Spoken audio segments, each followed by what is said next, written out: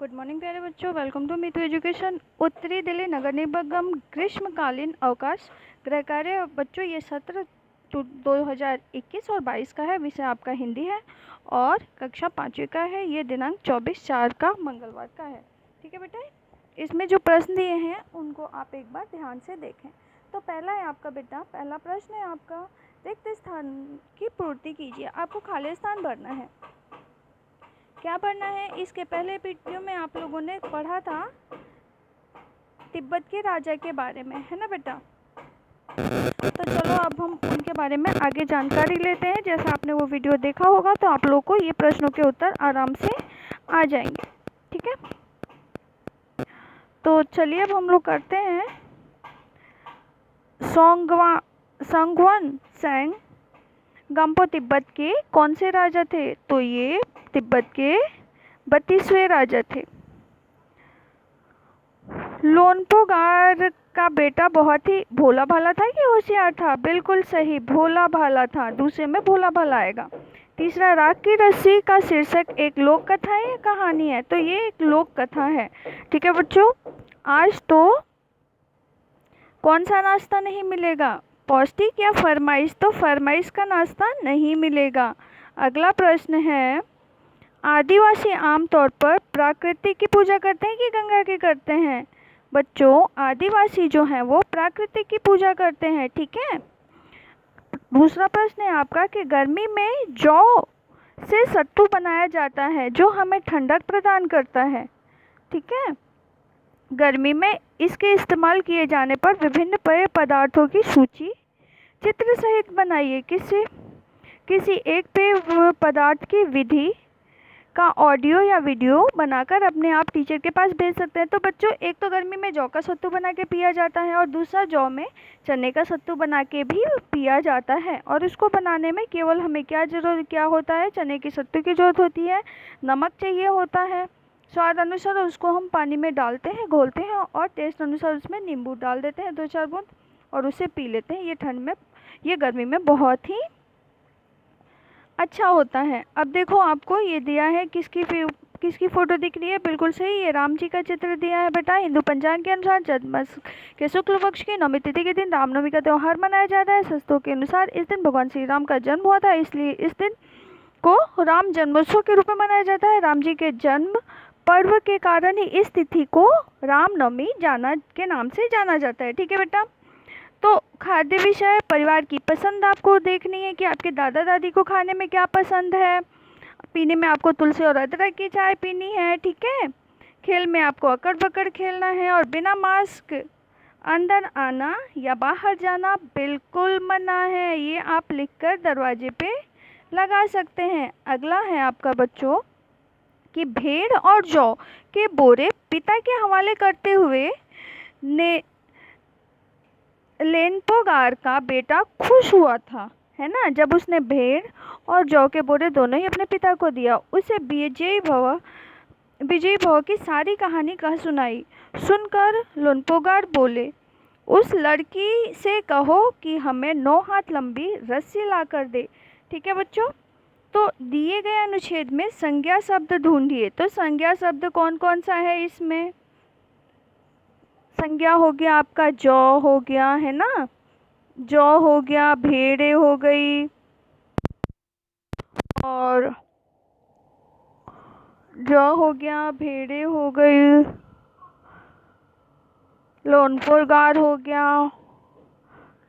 ये देखिए, जौ, भेड़े, बेटा, बेटा भी तो है, लड़की, रस्सी, राख, हाथ, 9। तो ये सारी चीज़ें क्या हो गए बच्चों? ये संज्ञा हो गए। आप अपनी कॉपी में लिख सकते हैं। ठीक है। दूसरा प्रश्न है आपका, होशियार, शेरवानी, खिचड़ी, तांबा, धातु, लोनपोगार, लड़की, भेड़, निराशा, वेशभूषा, समझदारी, तिब्बत और खुशी। ठीक है। आदि इन शब्दों के निम्नलिखित अंगों के वर्गीकरण के अनुसार इन्हें जातिवाचक, भाववाचक और व्यक्तिवाचक संख्या के रूप में बताना है। तो उसके लिए आप क्या करेंगे बच्चों? तो उसके लिए आप करेंगे आइए अब हम लोग करके बताते हैं सबको। देखो पहली क्या है, होशियारी। होशियारी क्या है, भाव। शेरवानी, शेरवानी क्या हो जाएगी बेटा, शेरवानी, शेरवानी हो जाएगी आपकी जातिवाचक। खिचड़ी क्या हो गई, खिचड़ी हो गई व्यक्तिवाचक। तांबा हो गया व्यक्तिवाचक। धातु हो गया आपका व्यक्तिवाचक। लोनपुगार हो गया व्यक्तिवाचक। लड़की हो गई व्यक्तिवाचक। भेड़ हो गई व्यक्तिवाचक। निराशा हो गई भाववाचक। वेशभूषा जातिवाचक। समझदारी हो गई भाववाचक। और तिब्बत और खुशी ये दोनों व्यक्तिवाचक हो गई। ठीक है बच्चों, अगला देखें आप लोग। ये आप लोग को खुद से ही करना है। फसलों का त्यौहार पाठ में विभिन्न प्रांत के राज्यों के अलग अलग जनजाति मकर संक्रांति को अलग अलग समय पर मनाने के तरीके है ना बच्चों। जो अलग अलग त्यौहार मनाए जाते हैं क्या है, फसलों का ही त्यौहार है। तो देखो आप लोग, मार्च अप्रैल खरीफ, आशीर्वादी धान, संथाल लोग और साल। ठीक है, तो आपको इसमें पढ़ना है। ठीक है, फरवरी मार्च में मकर संक्रांति का त्यौहार मनाते हैं। नहीं भाई, फरवरी मार्च में मकर संक्रांति का त्यौहार नहीं मनाते। मकर संक्रांति तो संथाल के लोग है ना, और ओरवा के लोग जो हैं ये फसलों से जुड़ा हुआ आशीर्वादी धान मनाते हैं। सरहुल के दिन में विशेष रूप से कौन से पेड़ की पूजा की जाती है, तो साल की पेड़ की पूजा की जाती है। पूजा किया हुआ धान अगली फसल में बोया जाता है, मतलब खरीफ की फसल में बोया जाता है। ठीक है, पोंगल के त्यौहार पर फसल में ये घर में पहुंचाते हैं। कैसे, मार्च और अप्रैल। इसमें के पाँचवें में क्या भरोगे बेटा आप, मार्च और अप्रैल। ठीक है, दूसरा प्रश्न है, तुमने बाजार में अलग अलग प्रकार आकार व डिजाइन की पतंगे देखी होगी। विभिन्न प्रकार के रंग में चित्र देखकर बनाइए और आपको इसको खुद ही करना है। ठीक है बेटा, तिल से तेल निकाला जाता है। तिल के अलावा और किन किन चीज़ों से तेल निकाला जाता है उनकी सूची बनाओ। तिल के अलावा किस किस का तेल निकाला जाता है, सरसों का, सोयाबीन का, है ना, और जैतून का, नारियल का तेल भी निकाला जाता है ना। चलो आगे देखो आप लोग, विभिन्न त्योहारों पर विभिन्न प्रकार के पकवान बनाए जाते हैं। तुम्हें कौन कौन से पकवान पसंद है, किसी एक पकवान को बनाने की विधि उचित मात्रा में सामग्री सहित लिखो। तो ये आप लोग खुद बनाएं बच्चों। देखो जैसे आपको यहाँ पे पकौड़े की विधि बताई गई है। ठीक है, ये पकौड़े कैसे बनाए जाते हैं।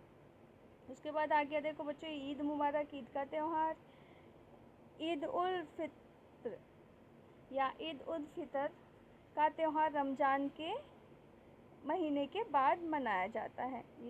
ठीक है बच्चों, और इसे मीठी ईद भी कहते हैं क्योंकि इसमें सेवइयाँ बनाई जाती है ना।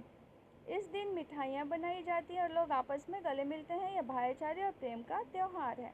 ठीक है बच्चों, अगला प्रश्न है, तिब्बत का सबसे बड़ा शहर है लहासा, जो 3650 मीटर की ऊंचाई पर स्थित है होने के कारण यह दुनिया का सबसे ऊंचा शहर माना जाता है। कपड़े और खाने पीने के लिए यहाँ बाजार बहुत प्रसिद्ध है। लहासा को तिब्बतियों का दिल माना जाता है।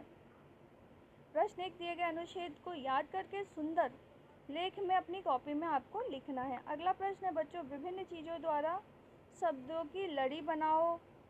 अब आप इसको बनाओ, खीर, रसगुल्ला, लड्डू और क्या, जलेबी, पालक, करेला, लौकी और बैंगन लिख सकते हो। आशाओं की प्रतीक्षा। देखो आपको एक कविता दी गई है जिसे आपको पढ़ना है। निर्जन तने में नौ शाख बाकी है, निराशा में लिपटी आस बाकी है, पुनः खग बिहग आशियाना के निर्माण हेतु प्रयास में लगे हैं। नील गगन में पंख फैलाने की अभी आस बाकी है। ऊपर दी गई कविता के भाव को समझकर अपनी आवाज़ में बोलते हुए एक वीडियो बनाकर या ऑडियो बनाकर अपने टीचर को आपको ये भेजना है। ठीक है बेटा। अगला प्रश्न है, निम्न वाक्यों में से कर्ता, कर्म और क्रिया को अलग लिखना है।